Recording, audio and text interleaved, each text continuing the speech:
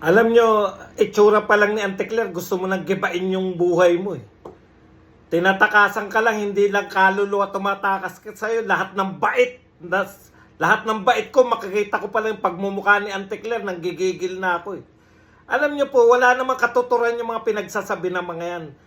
Noong pong araw, no, totoo lang po, kumikita rin naman tayo sa Pogo. At etong Pogo, kasi yan lang ang konsiderasyon nila eh. Paano yung kinikita, di ba? Pinaiikot nila ng mga sinasabi nila na kinakailangan ikonsulta muna kung kani-kanino, kinakailangan stakeholders. Ano po ba stakeholders ang pinagsasabi nyo riyan? Kumikita kayo dyan sa online gaming, hindi ko lang alam kung kitang above the table lang yung kinikita dyan. Pero pinasama nyo ng pinasama yung Pogo noon, samantalang ang Pogo, hindi po mga mamamayang Pilipino yung nagsusugal dyan. Mga taga-ibang bansa po, partikular mga Chinese. Ngayon, eto, tayo mismo, mamamayan mismo natin, yung mga mahihirap. Yun yung pinagsusugal natin. Yung mga driver habang naghihintay ng mag-i-scatter muna. Yung mga nagtatrabaho ng mga nakamotor, yung mga construction worker, ang liliit ng kinikita mga partner.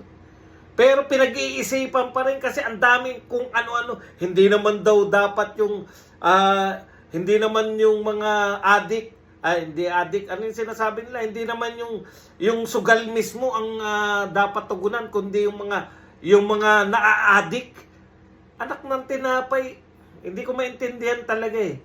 Double standard sila. Pinasama yung Pogo, walang Pilipinong naa-addict.